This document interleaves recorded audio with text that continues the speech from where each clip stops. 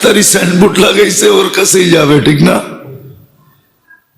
তো যেটা বুঝাইতেছিলাম, শিক্ষার সাথে যদি আরেকটা জিনিস না হয় তাহলে ব্যালেন্স হবে না, ও ধোঁকার শিকার হবে। কসম খোদার, কসম, সত্য এটাই। দুনিয়া মানুষকে এটাই দেখাইতেছে, দুনিয়া মানুষকে, মানুষ দুনিয়াকে এটাই দেখাইতেছে। এই যে দেখেন, যাদেরকে সারা দুনিয়ার মানুষ জানতো, আমি আমার জীবনের কাহিনী বলি, আমি তো 103টা এমিগ্রেশন দেখছি। কয়টা?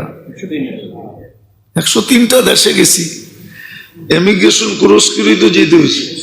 হ্যাঁ, আজ পর্যন্ত কোনো এমিগ্রেশনে তো দাঁড় করাইলো না 2 মিনিট, কোন সামান তো চেক করলো না। সত্য, কোন সামান আজ পর্যন্ত হাত লাগায় দেখে নাই, কোন সামান না। এক যুগে ছিল তাবলীগালাদের সামান কেউ হাত দিত না, সবাই এরকম পবিত্র মনে করত। কিন্তু ইদানিং ওদের কর্মগুলা দেখেন, সাধারণ মানুষের ব্রেন আউলে যেতেছে, ঠিক না? হ্যাঁ,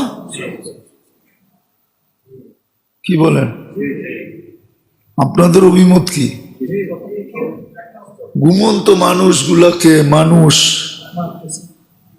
এরকম মারে, মারেও কিন্তু এরকম।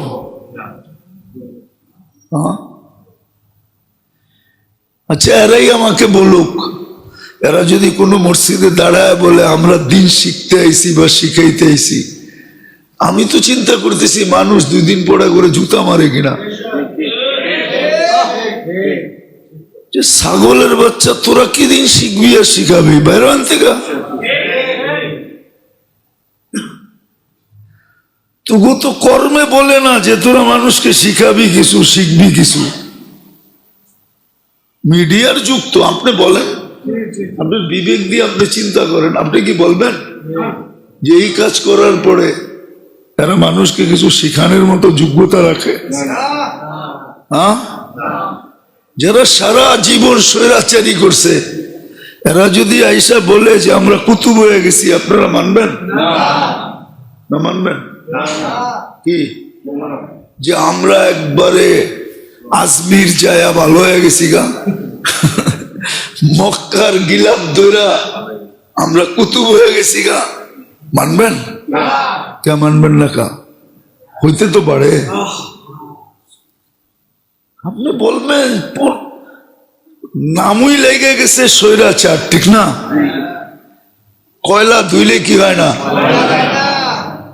তোরা যে ভালো হবি এটা আমাদের বিশ্বাস হয় না।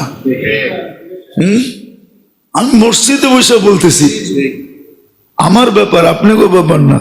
কসম খোদার, মাঝে মাঝে ভাবনা লাগে যে আমারে মাফ করে দিলে মনে হয় আল্লাহ শয়তানরও মাফ করে দিবে। নিজে তো কিছুই করতে পারি না, সারাদিনে কয়বার আল্লাহ বলি। এই যে শুক্রবার যাইতেছে, কয়বার দুরূদ পড়ছি, কিন্তু সারাদিন তো বুক করি কাটটা। বাঁচা আছি কার কারণে? কে বাঁচা রাখছে আমাকে? কালকে আমি দেখাইতেছিলাম কয়েক জায়গায় যে 3টা জিনিসের যদি আল্লাহ বিল নিত তাহলে ডেলি 5,750 টাকা দিতে হইতো। অক্সিজেনের বিল 550 টাকা, পার লিটার 1 টাকা, পার শ্বাস 1 পয়সা তো 1600 টাকা, কিডনি ডায়ালিসিসে পার ডায়ালিসিস 100 টাকা, তাহলে ডেলি 3600 টাকা, 5,750 টাকা ডেলি পে করতে হইতো। কোত্থেকে পে করতাম? বাকিটি তো বাদই দিলাম। আমার তো উচিত ছিল ডেলি 5,750 বার কোনো না কোনো আল্লাহর তসবিহ পড়া। মানবতা এটা বলে। আমি তো পড়ি না, আমি আমারটা বলতেছি, আপনাদেরটা না। এই জন্য আমি মসজিদে বসে বলতেছি, কোন আল্লাহ জানে দিলের হাল। আমি বাজে বাজে ভাবি আমারে মাফ করে দিলে মনে হয় শয়তানরও মাফ করে দিবে। জীবনে এরকম গুনাহ আছে। তো আসলে তালিমের সাথে আরেকটা জিনিস যতক্ষণ পর্যন্ত সংযুক্ত না হবে, শুধু তালিম, শুধু তালিম, শুধু তালিম মানুষের জীবন গড়তে পারে না। এই জন্য একটা জিনিস, রাগ হয়েন না, বুঝার জন্য। কিন্তু দুনিয়াতে যত ফিতনা সৃষ্টি হয়েছে, উল্টা পাল্টা বুদ্ধি আসছে, সব কিন্তু উপদেষ্টাদের পক্ষ থেকে আসছে। কি আর উপদেষ্টা কি কম শিক্ষিত লোক হয়? কি কেউ না কেউ বুদ্ধি দিছে, চালাগুলি, ঠিক না? আমি বুঝানোর জন্য বলতেছি, কোন পক্ষ ঠক্ক না, আপনাদেরকে কথাটা বুঝানোর জন্য, ঠিক আছে? দেখি আপনারা একমত হন কিনা। বলবো আবার কালার দিয়ে দিবেন না তো? হ্যাঁ, কেননা ইসলামপুর তো কালারের জায়গা, আর বাদামতলি তো বাদামতলি, ঠিক না? হ্যাঁ, তো কালার দিয়েন না, বুঝার জন্য, ঠিক না? অতীত 15 বছর চাকরি তো ওদেরকেই দিছে যারা নিজস্ব লোক, ঠিক না? এছাড়া তো কেউ দেয় না। হ্যাঁ, ছাত্ররা যখন কোটা আন্দোলন শুরু করছে তো বললেই তো হয়তো, মাইনা নিছি। কোর্টারে বলতো রায় দিয়া দাও, কি করবো এটা তো মনে মনে, ঠিক না? কাহিনী শেষ, ঠিক না? কিন্তু আসলে তো প্রবাদ বাক্যই সত্য, পতন যখন আসে গনাইয়া, আক্কল বুদ্ধি জ্ঞান সব যায় হারাইয়া, ঠিক না? সব হারায় গেছে, ঠিক না? সমাধান তো ছিল দুই কথা, মনে মনে তো আছেই, ঠিক না? সত্য তো, হ্যাঁ। কিন্তু আসলে পতন যখন আসে গনাইয়া, সব হারায় যায়, ঠিক না? ছোট জিনিস কত বড় হয়ে গেল। কেন আল্লাহ মুক্ত করবে, এই জন্যই গেমটা আল্লাহই খেলছে, ঠিক না? গেমটা আল্লাহই সাজায় দিছে। মেসি খালি টাচ করে দিছে, ঠিক না? মেসি কিন্তু গোল দিতে পারে না, ওরে গোল বানায় দিতে হয়। মনে হয় জানেন না আপনারা এগুলা, খেলাগুলা খেলেন নাই তো কোত্থেকে জানবেন? ওরে গেম বানায় দিতে হয়, বল বানায় দিলে ও গোল করতে পারে, এছাড়া নিজে খেলা পারে না। ওরে কি করতে হয়? বানায় দিতে হয়, এক পজিশনে নিয়ে দিতে হয়, ওই পজিশন থেকে হয় গোল করে দেয়। তা আসলে ছাত্র জনতা গোল করছে, কিন্তু বানায় দিছে কে? আল্লাহ বানায় দিছে। আমি ভয় পাইতেছি, আসলে রাগ হবেন না কেউ, মিডিয়ায় কথা চলে যেতেছে, আমি ভয় পাইতেছি। তাবলীগেরও মনে হয় গোলের সময় চলে আসছে, কেননা হাদিস দেখলে এটাই মনে হয়। 1924 সনে সর্বপ্রথম 3 দিনের জমাত বাইরে, আর এখন 2024, 100 বছর হয়ে গেছে। আর 100 বছরে ইসলামিক যে কোনো জিনিস নবায়ন হয়, তাজদীদ বলে এটাকে, তাজদীদ। এই জন্য কর্মের দিকে দেখলে এটাই মনে হয়, আমি এটাই মনে করি যে নতুন কোনো মন নিতেছে।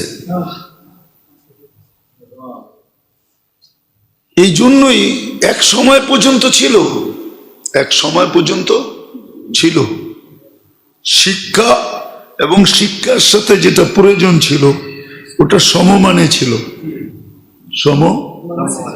সমমানে। আমি প্রমাণ দিব আপনাদেরকে, কিন্তু এই মজলিসে তো দেওয়ার দরকার মনে করি না, নাহলে প্রমাণ দিতে পারি। আমাদের যারা মুরব্বী ছিলেন তাবলীগের, সবাই শুধু শিক্ষিত ছিল না, দ্বিতীয় জিনিসটাও সবার ভিতরে ছিল। একটা দিয়ে দেখাই, যিনি তাবলীগ শুরু করেন উনি 3 ভাবে সুরক্ষিত ছিলেন। কয় ভাবে? ওনার কথাগুলা সুরক্ষিত করতেন 2 জন, যে কথা কোনো ডিসব্যালেন্স হইতেছে কিনা। কথার ব্যালেন্স রাখার জন্য 2 জন নির্ধারিত ছিলেন। আপনার নামগুলো লেখা নিয়ে যেতে পারেন, কিন্তু এখন যারা মুরব্বী আছে ওরা বিশ্বাস করবে না, ওরা এটা মানবে না। ওরা মানলে ওগো মুরব্বীগিরি থাকবে না, এই জন্য ওরা মানবে না। আপনি বলেন যে উড়াই দিবে, কবে দূর, কে কইছে এটা? ওরা মানবে না, ওরা মানবে না। না মানার কারণ বলতেছি, মুরব্বীগিরি থাকবে না। তো ওনার কথা 2 জনে ব্যালেন্সে রাখতেন, যে ডিসব্যালেন্স তো হইতেছে না কথার ভিতরে। আর 2 ব্যক্তিত্ব, বড় দামি ব্যক্তিত্ব, একজন মনজুর আহমদ নোমানি রহমতুল্লাহ আলাই, একটা হলো আবুল হাসান আলী নদভী রহমতুল্লাহ আলাই। আবুল হাসান আলী নদভী উনি ছিলেন যিনি আরব ভূখণ্ডের আরবি ভাষার চেয়ারম্যান ছিলেন, অথচ উনি আরবি ছিলেন না, অনারব ছিলেন। উনি 14 জনের থেকে খেলাফত পেয়েছেন। উনি কথাগুলাকে দেখতেন যে ডিসব্যালেন্স তো হইতেছে না, আর ওনার যে কাজটা শুরু করছেন এটাকে 3 জনে দেখতেন যে কাজটা তো কোনো উল্টা পাল্টা হইতেছে কিনা। একজন মুফতি কিফায়াতুল্লাহ রহমতুল্লাহ আলাইহি, ওনাকে আপনারা চিনবেন না। ফিলিস্তিন এখন দুরবস্থার কারণ শুধু ওনার কথা না মানার কারণে।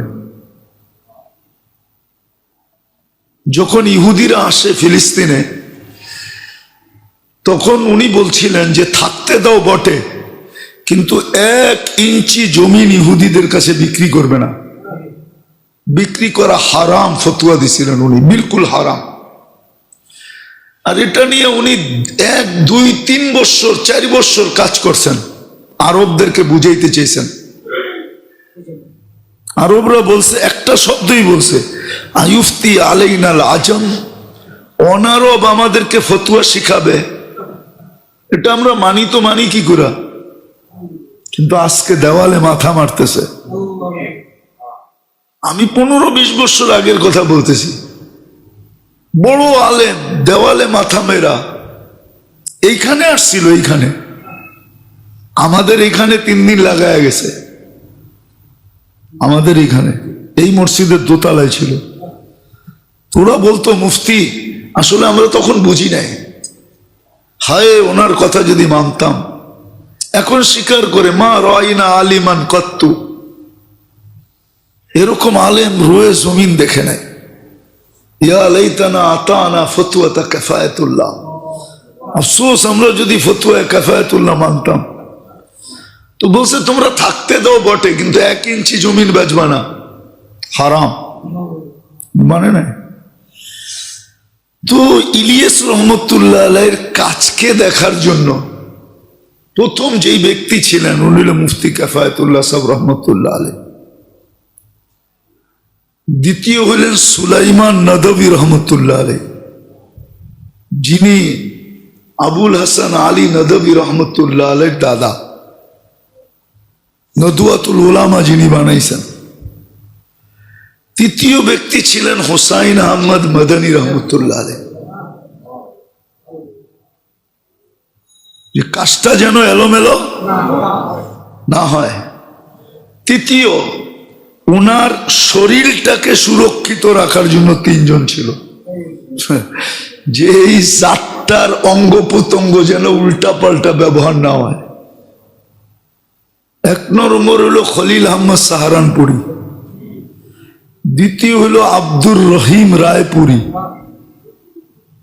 তৃতীয় হলো জাকারিয়া রহমতুল্লাহ আলাইহি।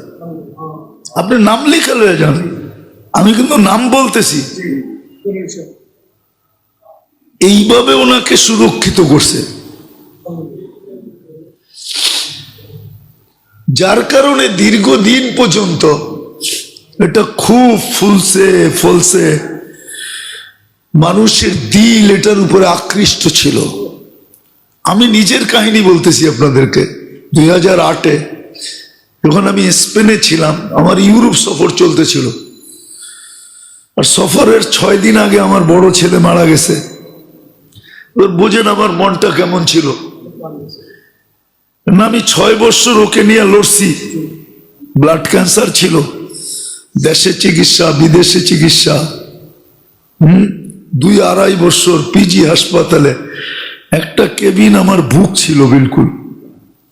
তখন এক একটা সিম কিনতে হলে 21,000-22,000 টাকা দিয়ে শুধু সিম কিনতে হতো।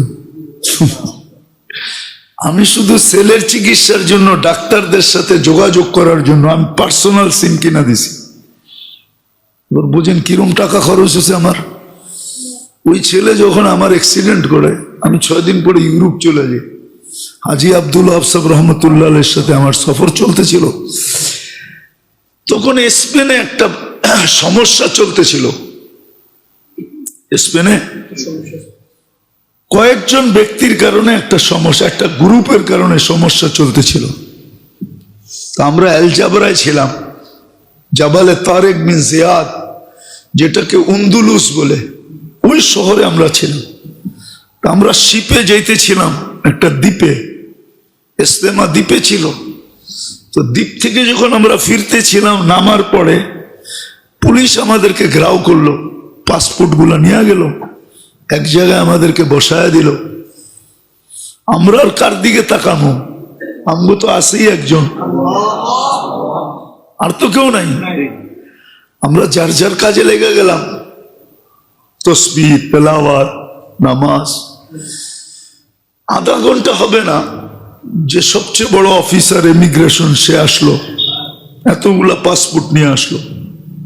আমরা 3 দেশের জামাত ছিলাম, বাংলাদেশ, ইন্ডিয়া, পাকিস্তান। 2-3টা পাসপোর্টের পরেই আমার পাসপোর্টটা ছিল। আমি যখন পাসপোর্টটা নিতে ডাকলো আমাকে, গেলাম, তো ওই অফিসার হাসতেছে আর বলতেছে যে you are messenger of God, তোমরা তো আল্লাহর রসুল। আসলে তো আমরা আল্লাহর রসুল না, ঠিক না?